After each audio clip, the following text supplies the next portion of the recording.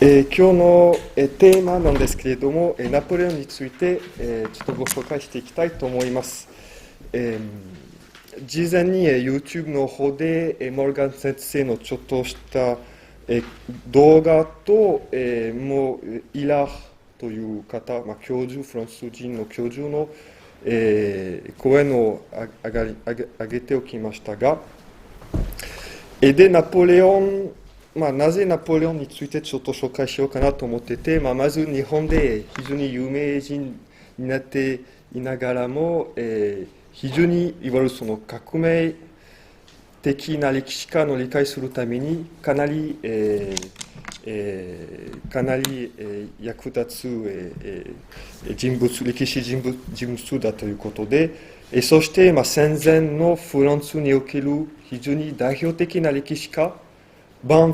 ック・バンヴィルという歴史家なんですけれども、日本でほとんど紹介されてないものの、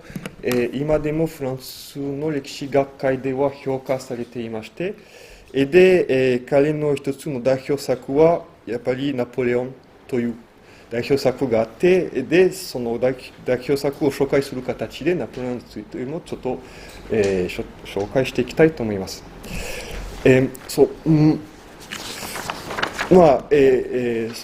出発として、最近今でもまだアメリカで大統領選が、いろいろ、大変になっている、ところだと思いますけれども、最近、Facebook の方で面白い、絵がありまして、モルガン先生とのお話もつながっていましたので、ちょっと載せておきましたけれども、それは18世紀の、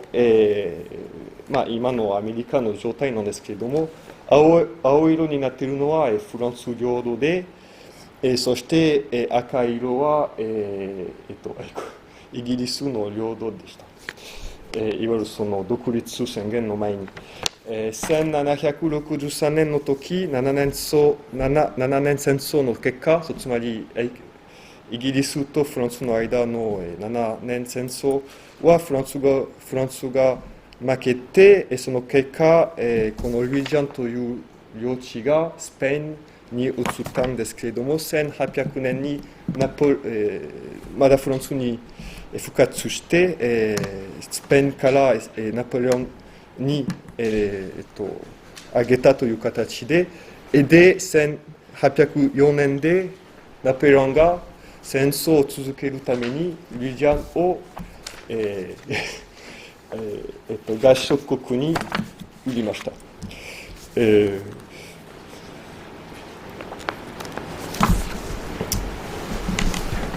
本題に入る前に、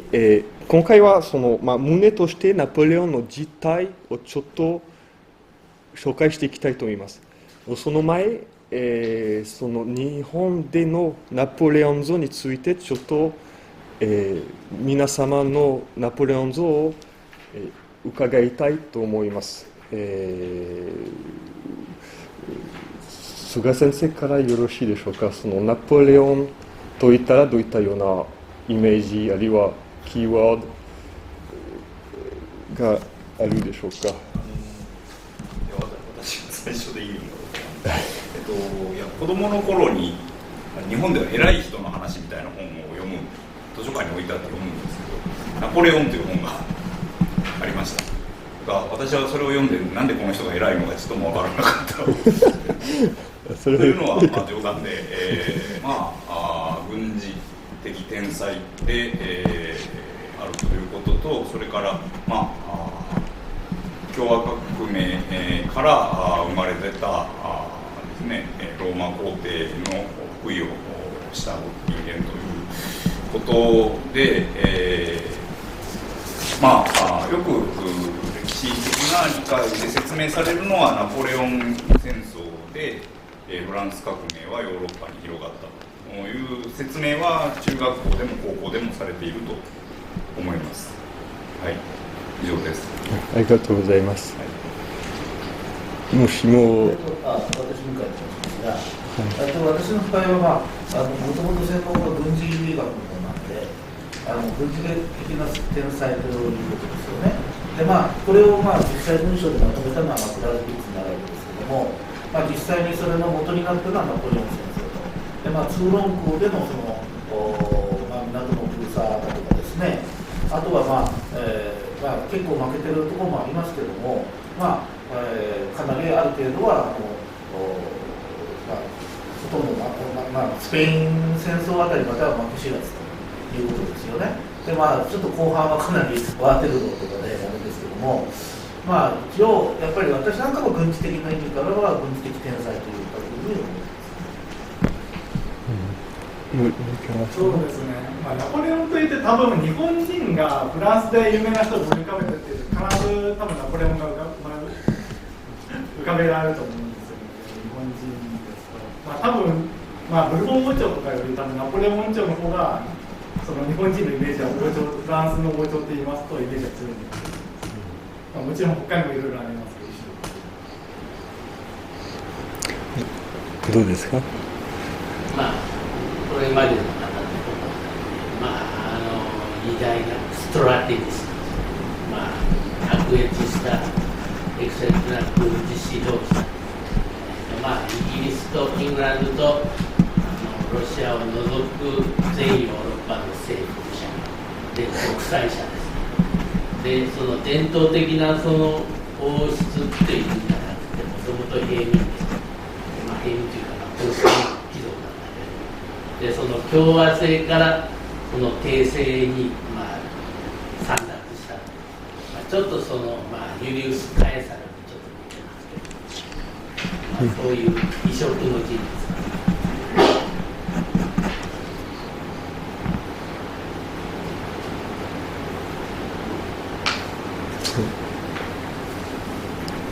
ありがとうございます。もし時間あればどうぞ。大丈夫ですか？で、まさきさんはどうぞ。もしあれば。なんか有名人ということで知りませんでした。フランス人はみんなナポレオンが好きなのかと単純に思ってました。お酒の銘柄になるぐらいなのに。すいません。ありがとうございます。ありがとうございました。さすがに、まあ、フランスにおける評判とそれほど変わらないですね。天才的な軍事、指導者、戦略としても、非常に卓越した人であって、まあ、ローマ帝国を復活したような、まあ、ユリウス・セザーのような偉い人として憧れる対象としてそういうような印象がかなりあるかなという気がします。そうですね。まあ、今日はエヴァンゲリーに沿って紹介していきますので、まあ、ナポレオンの神話をちょっと忘れて、本物のナポレオン、ナポレオンという人物は誰だったか、どうやってそこまでいったか、そして彼の、やった物事はなぜやってきたか、本質的に、ナポレオンは何なのかということをちょっと、理解するためにご紹介していきたいと思います。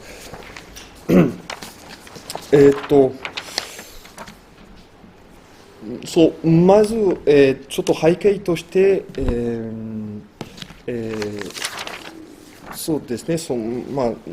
ページ2ペ3ページからちょっとやっていきたいと思いますが、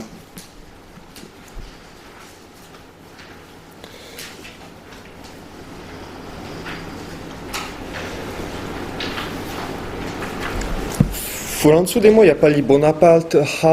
まあ、政治的にも19世紀からずっと強かったなんですけれども、今でもまだ強いなんですけれども、比較的に、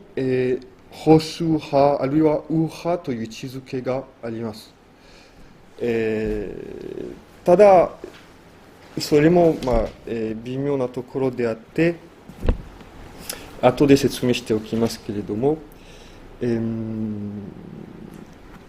まずフランス革命は、やはりいっぱいの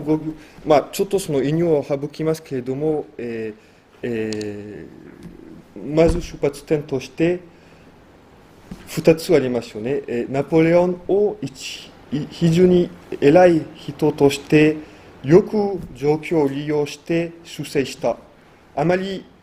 思想などはイデオロギーなどは持たなかったんですけれども、うまくその周りの状況を利用して出世した。それは確かにあります、その側面は。ただ同時に、それでも思想、本人がそれほど思想はなかったとしても、思想、結局革命の思想に従って物事を進めていったということに関して変わらないということをちょっと今日は、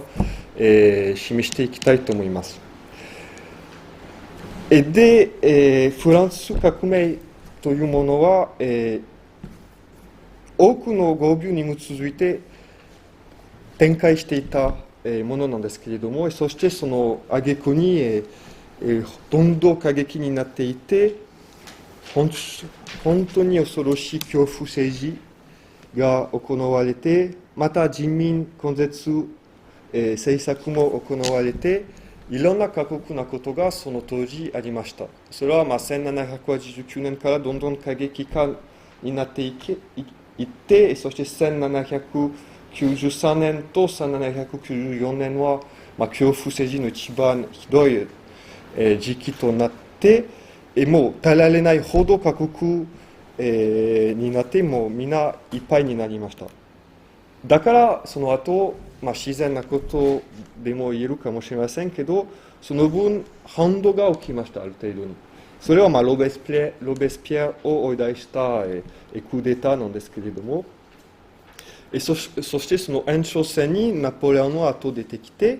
外面的にいわゆるその恐怖政治に比べたらですね、改めて秩序を取り戻した人として評価できます。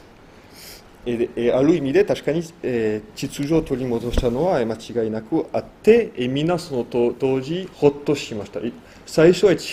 一番革命的な人々ですら、そういうことをもう言えなくなって、もうちょっと、保守的な、政治があってほっとしてありがたく思ってたんですね。でもやっぱり、ナポレオン政権は根本的に革命と同じ豪病にも続いて、そして全くその革命を引き継いだという形で敷かれたとは言えます。で、それは結局私の今日の結論なんですけれども、その後その結論の根拠を続けていくという形で進めていきますが、ナポレオンのせいで結局革命、フランスに起きたその大革命をまず全欧州に運んで、そして全世界に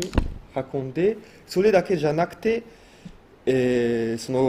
いったような革命の悪循環をどこにも運んで、そして取り返しのつかない状況にさせたわけですね。後で紹介しますけれども、革命の歴史を見ると、少なくとも4回ほど征服の可能性はあったんです。1795年、1797年、1799年、1807年、そう5回ですね。5回はそのブルボンの朝の征服は寸前まで行ったわけですね。それはほとんど毎回ナポレオンは関わってそれを遅らせたわけです。ですけど、当時の人々、後から見るとそのナポレオンは必然的に見えてはいますけれども、当時に生きてた人々にとってそうでもなかったし、そして当時の、見てた人々は、例えばジョゼフ・ドメストルという反革命思想を始めた、フランス人、フランスではバークに相当する人物なんですけれども、彼は最初から征服になることは必然だと断言してたんですよね。ただ、例外だったの、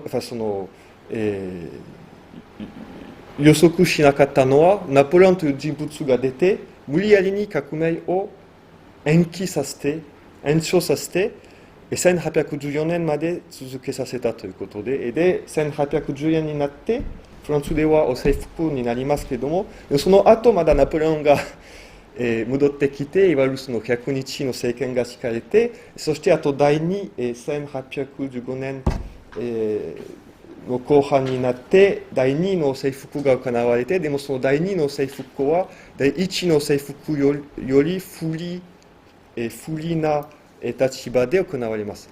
想像してください。当時、全欧州はフランス的に回してますよ。で、もう20年以上ずっと欧州は戦争続いているんですよね。フランス対ほとんど全体欧州で、時々もちろん停戦になったり、ちょっと平和になったりしますけれども、でもまた、その後で説明していきますけれども、革命的な悪循環で永遠な戦争が約束されているということになっていますけど、どんどんそれはあって、で、最終的にもう全欧州は、ナポレオン、革命軍とナポレオン軍によって、やりつけられてばかりだったものの、フランス革命がいよいよ敗北したところに、いわゆるその20世紀のような第一次世界大戦、あるいは日本での敗戦と違って、敗北者を、破壊しようともしなくて、非常に有利な、立場でボルボンの地を戻して、そして領土としても革命以前の領土のままにさせてくれて、ある意味20世紀から現代から見るとほとんど信じられない結果になりましたよね。20世紀の戦争を見るとき、もう負けた人は非常にひどい目に遭わせられていますね。でもその19世紀の、革命が起きてもまだ革命以前のやり方でまだ戦争、その平和の条約をやってますので、敗北者になってもその破滅になるという意味ではなかったわけですね、その時代は。ナポレオン戦争によってもう初めてはその20世紀的な、その近代的な戦争が大規模で、勃発するという意味でも、かなり、象徴的だと思います。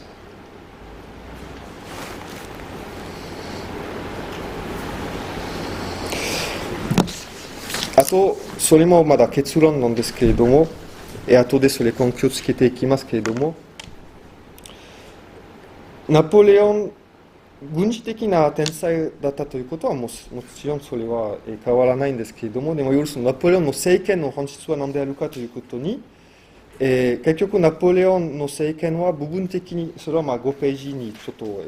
飛ばしたんですけど、5ページなんですけど、ナポレオンの政権は部分的に伝統的だったわけですね。ただその本質は、その伝統的な部分は形式上に過ぎなくて、革命思想そのままであります。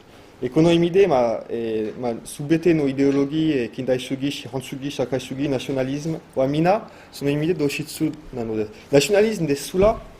その思想の系統で見ると、ナショナリズムですら革命思想になっていますね。もちろん混同しているんですから、すべて白黒ではないんですけれども、多少、例えば共産主義は非常に語尾の多い思想である一方、ナショナリズムの方が語尾は少ないんですけれども、でもいわゆる例えば祖国を絶対化するという意味で、それも革命的な側面があるということに注目していただきたいと思います。あと、ナポレオン政権は革命のなぜ継承者だったかというと、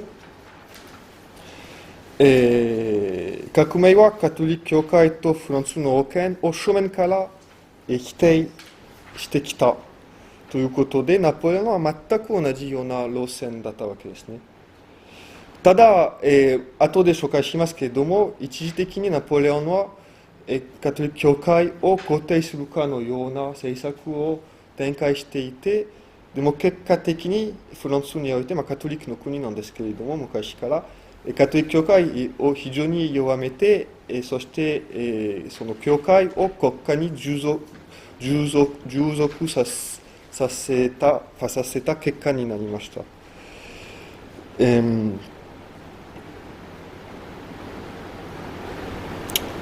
あと、物質的っていうか、分かりやすい例で言うと、ナポレオンはいろんな手柄があって、全欧州を、戦でどんどん、物資、勝利を相次いで、かなりの敗北もありましたけれども、でも、いわゆる著しい、勝利もあって、手柄、功績が多くて、いわゆる平民から皇帝まで出世したといったような、そういったような人物だったから、儚い幻だったというようなというような感じですね。でも結局その結果を見たら何でしょう。結局失敗に終わりましたね。もう彼すべて、その政権も崩れて、征服になって、領土的にも何もならなかったし、フランスそれで非常に不利な立場になったし、欧州において、あと20世紀における、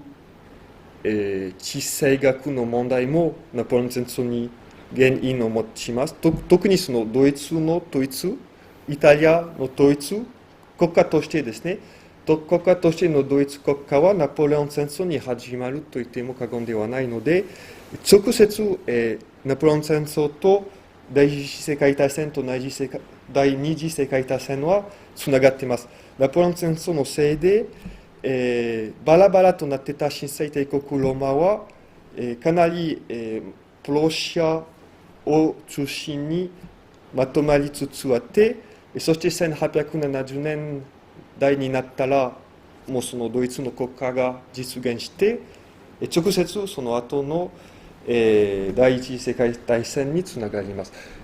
さらに言うと、いわゆるドイツの愛国主義を生んだのもナポレオンですね。その以前の、ドイツ人といってもそれは意味のない言葉であって、一応新生帝国ローマの中に、いろんな国、いろんな公国、いろんな文化があったりして、全くまとまらないままであって、そして、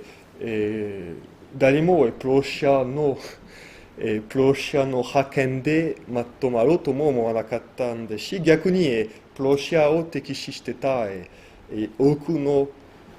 新生帝国ローマの国々があったわけですね。でもナポレオン戦争の結果、もうその100以上の国々が40数カ国に減らされて、そしてそのひどい戦争もあったので、やっぱりその革命、フランスに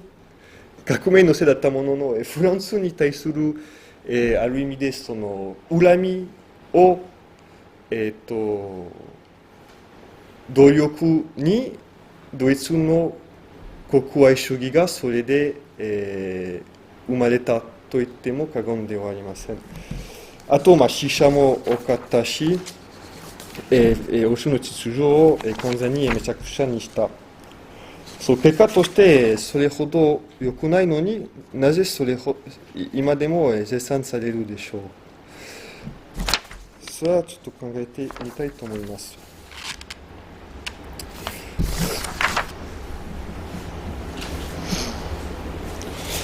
イラー教授、イラー先生の動画の中にそういった地政学の動きがよく描写されているので、もしご興味あったらそれに参照していただけたらと思います。さて、ちょっと前書きは長かったのですけれども、本題に入っていきたいと思います。まずそのバンヴィルについてちょっと紹介したいと思いますけれども、6ページと7ページにちょっと、イラー教授の紹介文を載せておきましたので、簡単に要約すると、バンヴィルは1869年に生まれて1936年に、死にました。で、1935年アカデミー・フランセーズ、フランスにおける、非常に、格調高い、アカデミー・フランセーズの一員として選ばれました。有名な歴史家であると同時に有名な記者で、戦前のフランスにおけるアクション・フランセーズ新聞にそのデビューして、そして、最後までそこに、執筆しました。国際問題、外交問題、経済問題、多岐にわたって、その広い、いろんな分野にわたって、書いた記者であって、その上、歴史学をも志していろんな著作を、残しました。彼はそれでアクション・フランセーズは、ご存知の方もいると思いますけれども、戦前の無視できない、王党派の新聞であって、共和制になったとしても、フランスは基本的にカトリック的な国であって、19世紀末までお制服は何度もあったんですし、そして1875年の時、いわゆるそのプロシェンに敗北してから間もなくしてすぐ、その時にも、王制復興が、実現しそうになったぐらい、まだ王党派強かったわけです。そして、戦前になっても、政府から全く追い出されたものの、全国の勢力として王党派は強くて、アクション・フランセーズはその意味で、皆読んでたと言っても過言ではない、その新聞を皆読んでたと言っても過言ではありません。つまり左派の人々でも共和派の人々でもまずそのアクション・フランセーズを読んだ上に自分を位置づけるような、力強い、勢力だったわけです。で、ジャック・ベンヴィルはその一人であって、でもそれでも王党派だったからといって、それは当時のフランスの社会の特徴かもしれませんけれども、例えば学問上評価されたら、政治の意見と関係なくて評価されてたわけですね。で、政治的にもう完全に敵となっていた人々は、文学とか歴史学とか、それで、普通に、一緒に話し合ってて、議論していくようなことは全然あり得た時代だったわけです。今と違って、まだそういったような、議論などは、まだあり得た、時代だったわけなんですけれども、で、そのベンヴィルはそれも面白いことなんですけれども、最初は、ちょっと、ブルジョア的な家庭で生まれて育たれて、どちらかというとその政治的に言うと共和制の家庭で育たれて、本来ならば、かなり普通に、共和派の人になるはずでしたけれども、でもいろんなその当時いろいろあって、そのモーラスという思想家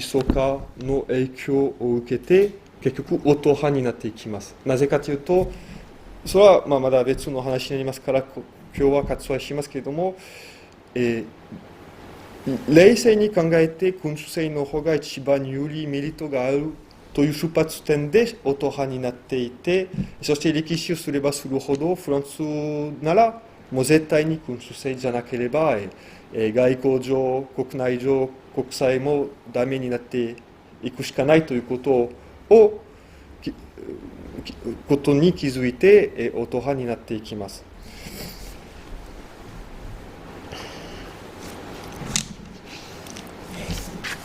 で、ちょっとバンヴィルのナポレオンというバン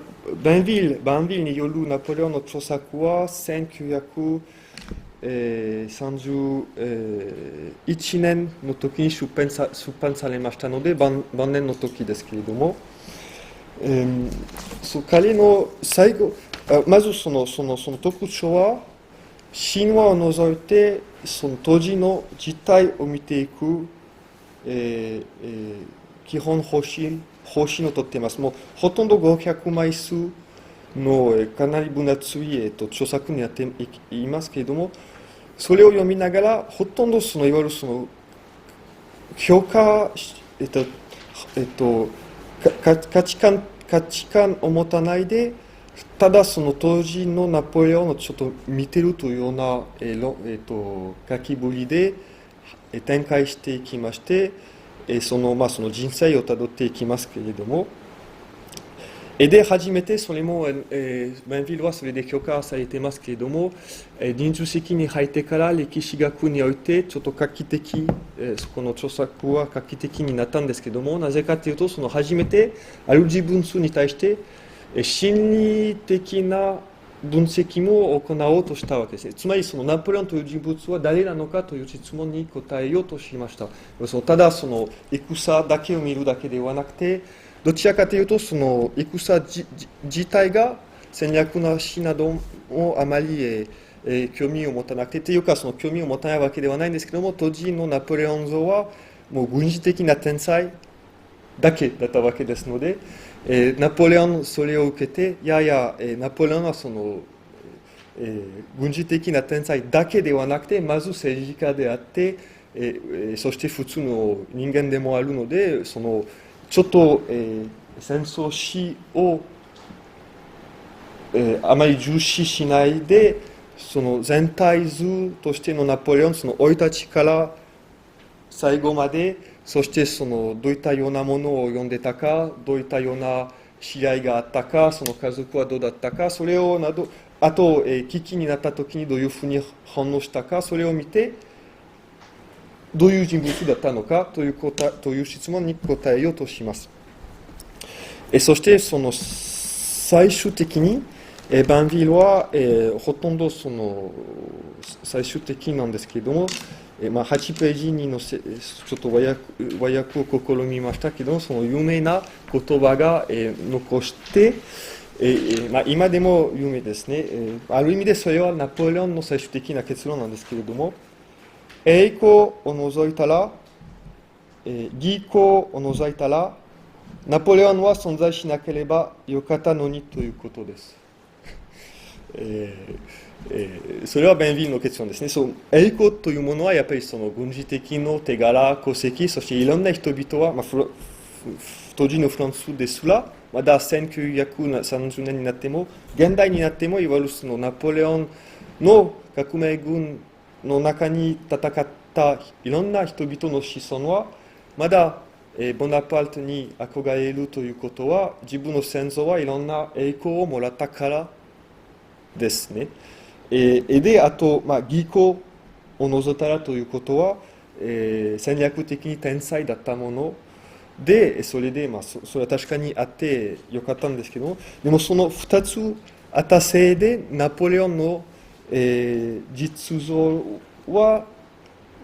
見えなくなったということで、ベンヴィルはそれは最後のところに出しますけれども、結局ちょっと引用を続きますね。栄光を除いたら、義功を除いたら、ナポレオンは存在しなければよかったのにということです。そう決算してみると、ナポレオンの統治の結果、革命は続かれた挙句にひどい失敗に終わった。ナポレオンの天才的な才能のせいで、多くの無駄な犠牲を払ってまで、最初から負けるしかない勝負を無理やりにいつまでも延長させられた。ナポレオン自身が始めた戦争ではないが、多くの勝利と領地拡大はあったが、何のためであったのか。結局、好戦的な共和制の出発点以前の領地回復で、終わったのではないのか。ルイ16世が残したフランス領以下に終わったのではないか。しかも、もはや、死んだ議論となった自然国境権、生命権という目的も見捨てた結果になったぐらい、すみません。ぐらいなら何のためにこれらの戦争をやったのだろうか。これほど騒がしくて暴らなくてもよかったのに。いや、歴史にきれいな映画を残すためにだけやったかもしれない。そしてフランス国内において秩序を取り戻したナポレオンだから良かったのではと言われることが多いが、全欧州の秩序を破壊して乱して、また全欧州に火をつけてフランスを敵に回して、全欧州を煽り立てた結果を見ると、国内の秩序の取り戻しなどは通用しない。しかし、ナポレオンが残した国家の諸制度や機関などは、違う4つの生態を超えて現代まで続いたことに関して評価すべきだろうとも言われるが、今となって不動に見ていたこのナポレオン国家ですら衰退して腐敗している。1931年の言葉ですね。すでに国家、その諸制度としても法律かなり衰退していたということが確認。ナポレオンの、続きます。ナポレオンの法典ですらボロボロとなってゆき、条文一つずつ破壊されている。このままだともうちょっとしたら、ユスティニアスの法学帝王にとって非常に違うナポレオン法典との関係と同じように、現代の法典などはナポレオンの作成した法典と非常に違っていくでしょう。また、新しい思想や進歩のために、また現状に合わせるという口実のために、ナポレオンの法典を改革すべきであるという政策は、もうじきに実現する日は迫っている。それはバンヴィルの最終的な結論ですよね。そう計算してみると、もうナポレオンの悪影響は非常に良かったですということなんですけれども。あともう一つありますけれども、それも、読ませていただきます。ナポレオンに関する描写と評価は無数ほどある。彼の心理、思想、道徳に関する評価もいっぱいある。また、どれほど枚数増やしても、ナポレオンが彼を抑えようとする枠より握るかのようである。ナポレオンはつかみがたい存在である。ナポレオンは無限な存在であったからではない。単純にナポレオンは当時の状況に合わせていたから、彼は置かれた状況は多様であったゆえに、ナポレオンの顔も多様であったに過ぎない。これはバンヴィルの、一つの結論なんですけども、つまり、最後のところにそれも、言ってますが、つまり、なぜナポレオンはつかみがたいかというと、まずその当時のとんでもない、想像に絶するほどのとんでもない、出来事が相次いでいたわけですね。ナポレオンの存在はまずその革命があっての存在であって、そういったようなめちゃくちゃな、いろんなもう誰も予想しなかったし、予測もできないそういったようないっぱいの出来事があった中に、ナポレオンが出られたわけですね。で、その状況はいっぱいあったので、ナポレオンはそれはナポレオンの天才的なところなんですけど、その状況に合わせて何とかやったという。ただ、バンヴィルは言ってます。その前言ってますね。彼は天才的だったのは間違いないんですけど、でも問題はその天才を悪いことのために使ったということという点において非常に弊害が多かった。だから存在しなければよかったという結論になります。問題は天才的であるかどうかではなくて、問題は何のためにその能力などを何のために使うかという問題になっていきます。で、バンヴィルの結論は非常に、悪いことのために結局使ってしまった。で、かなり時々いろんな軍事上の功績を、積み重ねたせいで、それを後消せないということになるので、革命にある意味で執着させ、人々の心において無理やりに注釈させてしまったというような側面もあります。で、続いて、具体的ちょっと簡単に、マンヴィルの文章に沿ってちょっとそのナポレオンという人物はどういったような特徴があった、どういったような人物、だったのかをちょっと紹介します。まず9から10にかけて、そのナポレオンの生い立ちですね、その彼はど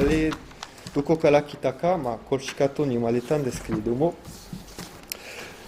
いわゆるその平民ではなくて、まず貴族出身です。ただ、そしてその上、アンシェンレジム、フランス革命以前の一番高等な教育を受けた、貴族だったわけですね。ただ、コルシカ島から来てたわけだから、貧しい貴族の出身だったんですけれども、その当時の王室は貧しい貴族のために、奨学金のようなものを与えて、一番、高等な教育を与える制度があったわけなんですけれども、それはナポレオンの父が、コルシカはフランスになったのは1868年で、ナポレオンは800じゃなくてすみません、1768年でしたけれども、1769年、ナポレオンは生まれたんですね。つまり、コルシカとは昔からのフランス領ではなくて、フランスではないと言って、やっぱり浅いですね、歴史的に。で、ナポレオンの父が、まだその独立しようとした、勢力、コルシカ島にかなりあったわけですけれども、それは別として、ナポレオンはその現地では、もう昔からかなり、政治的にも、役割を持った、貴族だったんですけども、でも乏しくて、その父はいろんな、船などを使ってその息子ナポレオンのために、本土に送って、パリの郊外に送って9歳から、そして高度な、教育を受けさせたわけです。いわゆるその宗教学校も、そしてそれから士官学校も、通って、そしてみんな、仲間たちは当時の、貴族たちばかりであって、教育としてやっぱり貴族の教育を受けているわけです。ちょっと、バンヴィルの、それは引用書のものにありますけれども、バンヴィルの、引用をちょっと読ませていただきます。フランスでは教育環境でいうと最高であった。それは革命以前の話ですね。無料で貧しい貴族の子供たちを育てていた。このように9歳から17歳まで若きナポレオンは生まれた島と接触することがなくなった。1786年9月まで一度もコルシカ島に戻ったことはない。ナポレオンは国王の生徒となって、フランス的な環境に置かれて、フランス的な教育を受けて、全王国の地方出身の高き身分の少年たちと一緒に育てられた。正式の学校でずっと勉強していた。聖職者によって運営される学校を通い、それから軍人によって運営される格式の高い学校で育てられた。言い換えると、アンシェンフランスの書伝統をよく見つけてきた。それはナポレオンを理解するために非常に大事ですよね。思想は別として、いわゆるその本能的に無意識にもうその貴族の教育を受けたから、後でその王政を真似しようとしたときに非常にやりやすかったし、そして、反革命に加わったいわゆるその貴族をも、かなり、シンパシーがあって、いわゆるその格式高い喋り方とかマナーとか、いわゆるそのジャコバン主義的な、品のない、低いいわゆるそのサンキュラート的な大衆よりもやっぱり貴族に親しかったから、後で、お世話になったナポレオンが登場する中に、そのアンシェンレジムの人々に受け入れやすかったわけです。非常に。でちょっと、バンビルの次のまだ文章があってちょっと紹介します。お人たちまだ教育のというところですね。教えきれないほどの戦いに勝利したナポレオンの軍人上の諸原理と原則は、アンチェンレジムの有費な軍事学者の教科書と論文においてすでに認められるよう。ナポレオンの戦略はそこにすでに存在していた。例えば、敵陣の一点に対して人数的に敵を圧倒して、その点に全力集中して攻撃するという、原則とか、あるいは必ず軍隊のそれぞれの部隊の間の連絡によって軍隊全体のまとまりを保つという原則とか、あるいは軍隊の速やかな動きによって敵を惑わすという原則とか、などというような簡単かつ明白な原則のすべては、それはナポレオン的と言われる戦争のやり方なんですけれども、ナポレオンの才能が考え出したとされがちである。確かにナポレオンはこれらの原則を非常によく運用して発展させて整理して自分の作戦においてうまく実現したことは間違いないし、それほどうまく使ったのでナポレオン的な戦略と呼ばれるようになったほどである。が、これらの原則や軍人学もナポレオンが発明したのではなくて、それもアンシェンレジムの遺産であって、そしてフランスの遺産であった。そこはバンビルのすごいところなんですけれども、いわゆるそのナポレオンの謎をまず紐解くために、まず理解しなければならないのは、当時の欧州において、第一の国に生まれて、そして高級の教育を受けて、その当時の一番、最新的な技術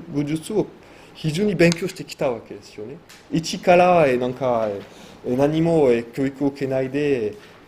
いきなり発明したのではなくて、もう、その分、そのアンシェンフランス、アンシェンレジムの積み重ねた、例えばその軍人学だったら軍人学のものを活用したということをバンビが、指摘しました。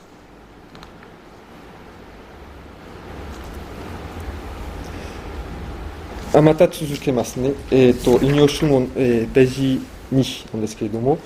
現代ではフランス革命は政治上の出来事として区分されていて、その通りであるが、少しずつ革命に伴っていた多くの神話はおかげさまでなくなっている。ちなみに日本ではなくなっていないのでちょっと困りますけれども、でも、戦前のフランスでは少しずつやっぱり、なくなってはいたのは確かなんですけれども、というのも他の時代と場所でも同じような革命が繰り返されて展開されてきたことが分かってきたので、フランス革命という病気は例外ではないということが分かってきたので、もう少し冷静にフランス革命を見ることができるようになったからである。すみません、これは俺たちナポレオンとの教育と関係ないんですけれども、ここにバンビルの言っているのは単純に、今もそうなんですけれども、でも結局革命と同じような原則を踏まえて、現代に至るまでいっぱい革命がロシアにおける革命とか19世紀にもあったし、また、非常に、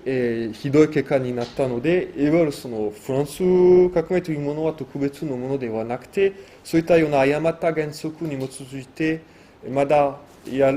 ってしまったら同じ結果が出るということを、単純に、確認しましょうと、バンビルが、訴えていますね。いわゆるそのもう神話とか忘れて、いわゆるその根性とか忘れて冷静になぜこういうめちゃくちゃになったかをちょっと見極めて、そしてそれぞれ後の時になって同じような誤った原則とかに基づいたらまだ同じような悲劇になってしまうよということを、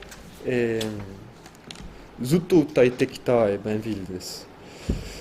すみません。そしてナポレオンに戻りますと、教育に戻りますけれども、それで、継続の教育と異な教育を受けた、ナポレオンは士官になってフランス軍に入りますね。で、そしてベンヴィルはこういうふうに書いてます。フランスに雇われる外人のように、これらの出来事をナポレオンは見ていた。これらの出来事は革命当初の出来事ですね。1789年から1794年までの間に、ナポレオンは、若くて、何もどこも参加してはいないんですよね。だからナポレオンの実践、そのナポレオンのその若き時代についてはそれほど、紹介されてないと思います。なぜかというと、また勝利に勝たないし、何にもやってないから。でも、その次のナポレオンの、ことを理解するために、その時代のナポレオンはかなり大切になっていきます。読ませていただきます。フランスに雇われる外人のように、これらの出来事をナポレオンは見ていた。ナポレオンは軍人であった分、軍規を守って命令に従っていた。騒動する人々に発射せよという命令さえあれば発射したに違いない。つまり、これは、ベンヴィルが言いたいのは、ルイ16世は一切、騒動する人々などに対して何の、抑制の命令をしなかったから革命が結局それほど悪化した事実があります。もう一切、アンシェンレジムが自分の国民だから、ルイ16世は一切その自分の国民に対して、市民に対して、武器を向けないというような覚悟で、そして、どんどん革命が悪化していったんですけれども、で、ベンヴィルが言ってたのは、もしも、その革命家に対して発射せよというような命令があったら、ナポレオンは軍人なので普通に、従ってたに違いないということで、それも革命を理解するために大事であって、革命は必然的なものではなくて、やはりいろんな事情が合わせてそのめちゃくちゃになったということで、ルイ16世の、無反応は、それはちょっと言い過ぎなんですけれども、本能が物足りなかった分もやっぱり大きいですし、でもそれだけではないんですよね。いろいろありますけれども。精神的な空気はかなり腐敗していたこともかなりありますけれども。つまり、引用の続きなんですけど、ナポレオンは反逆も暴走も好きではない。ただ、ボナパルトは自分の国でもないかのように当時の出来事を見て冷静に評価していた。もちろん彼はいろいろ読書した分、彼も新しい思想に傾いていたに違いない。新しい思想というものは革命思想ですね。あるいは啓蒙思想なんですけど、また、それは当時みんな染まっていたわけですね。16世ですら染まっていた、と言えます。また彼の仲間のうち何人がフランスを再生する夢を見ていた。それは大事な言葉であって、フランスを再生するということは、革命の基本的な目論みだったわけですね。要はその一から新しい国を作ろう。そしてその後新しい人間を作ろう。その意味で全ての近代的なイデオロギーは変わらないですよね。共産主義は新しい人間を、それは労働者なんですけれども、労働者を作り上げようとしている。今の、AI、あるいは、いわゆるその新しい、なんというんですか、その進化した人間を作り上げようとする。大体そういった革命的な思想はみんな、形は多少違ったとしても、新しい人間、新しい世界、新しい理想国家、ナショナリズムだったら時々その理想国家を新しく作り上げようとするというようなところで、革命思想に通じると言えます。はい、ちょっと脱線しましたけれども、引用に戻します。しかし、当時、彼はコルシカ島の独立を目論んでいた。仲間にはオト派の人々も少なかったが、彼はオト派になる様子はなかった。というのも最近、帰化したばかりのナポレオンにとって、フランスの過去との具体的な絆はなかったので、大事な時期が来たとき、たまらないでナポレオンがフランスの過去をすべて捨てた。しかしながら、アンシェンレジームを愛することはできなくても、アンシェンレジームを嫌うこともできなかった。この意味でナポレオン・ボナパルトの位置は非常に妙でメリットがあった。その後、この立場を生かして、完全に過去にも派閥、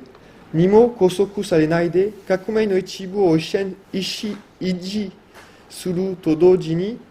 伝統されたいくつかの制度を復活したし、また、大殺しの人々や反革命に加わった移民貴族をも、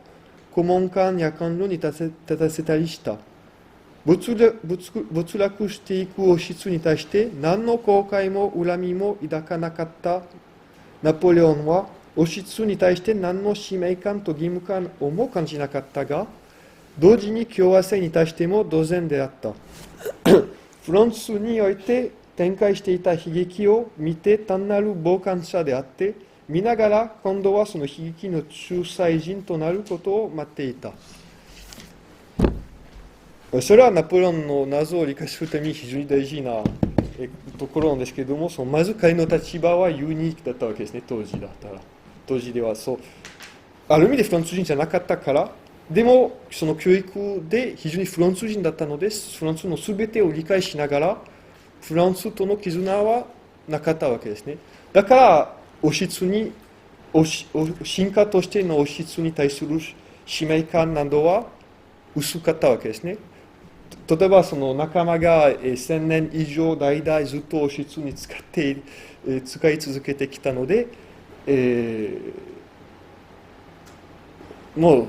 それに従ってまだ、使い、続けるしかないというか、論外だったわけですね。その上に彼は貴族の教育だったので、王室を嫌うこともなかったわけですね。つまり、ある意味でその派閥の争いからちょっと別のところにいて、客観的にその物事を見ていたというところ、に、活動していました。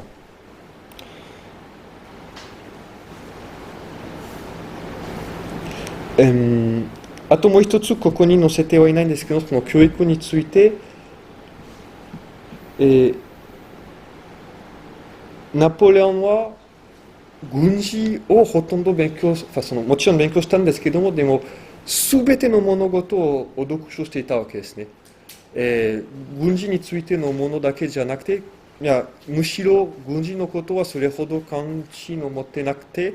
全てのものを読んでて暗記してたんですよね。歴史から、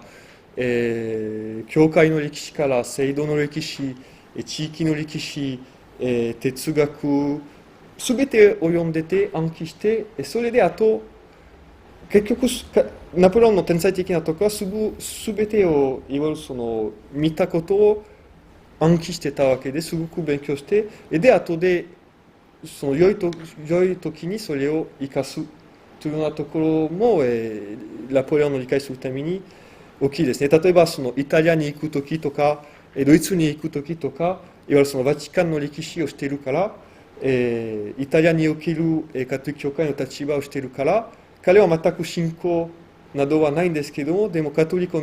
味方にしなければ何ともならないということを分かってて、相手を騙しても、一応形で妥協してやってたわけですね。過激的な革命家だったらもう正面から、絶対的に破滅するようなところだったので、その意味でナポレオンは違ったわけです。あと、次のこれなんですけど、はい、3ページなんですけども、そう宗教と不動、教会史、スイスの国際などにわたる多様的な本を読んでいたが、読みながら一生懸命にノートを取っていた。これはこそ良き学問の方法である。つまり昔からの良き方法に従って筆を取っていない読書なんて夢を見ることに過ぎない。ということわざがありましたけども、それはバンヴィルが言っているんですけども、いわゆるそのナポレオンの、勉強の方法なんですけれども、それは伝統的な方法を使って読みながら必ず筆を取ってノートを取ってたんですね。で、バンヴィルの時代もそれは引き継がれたみたいで、本当に真面目に勉強しようと思ったのなら、単純に読むだけじゃなくて、ノートを取りながら、やらないとあまり、ためにならないというか。あと次の引用に移します。あと、それも重要なんですけども、ナポレオンの人生において重要な点となったのは、革命期の一番激しい時期の間、革命万歳という時期の間、ナポレオンはフランスにいなかったことである。1789年9月から1791年1月まで、その時は非常に、もう大恐怖というようなこともあって、いわゆるその憲法的、そのフランス、アンシェンレジムの憲法的な革命もあって、そして7月14日の虐殺もあって、そしていろいろその時期がありましたけれども、あと、1791年10月から1792年4月まで、また1792年10月から1793年の9月まで、それぞれ一番、革命の中に一番激しかった、時期に、ちょっと引用を続けますけれども、ナポレオンは遠くから状況を眺めて、またどの派閥にも賛同することはなかった。ナポレオンは結局革命に入ったとき、革命はすでに完全に取り返しのつかないところまで行ってた。つまり共和制から没落した王室からも、頭の先からつま先まで完全にナポレオンは自由であった。というのも、例えばそれは大事なところですよね。彼は若かったから、それも立場のたまたまのメリットなんですけれども、まずフランスにいなかったので、何の取り返しのつかない犯罪とかやらなかったわけですね。例えば虐殺したことはない。大殺しに、その王の死刑のために何もやらなかった。一番過激的な革命家と接触しなかった。逆に反革命軍にも加わらなかった。あるいはその反革命の疑いのいる人々と接触しなかった。そんなにも参加しなかったので、その後ナポレオンを挙げたわけですね。なぜかというと、結局なぜナポレオンはそれほど不正したからというと、彼のみジャコベン派でもなくて、反革命派でもなくて、なんとかなりそうな人物だったから、共和制はどんどんナポレオンに頼るようになっていきます。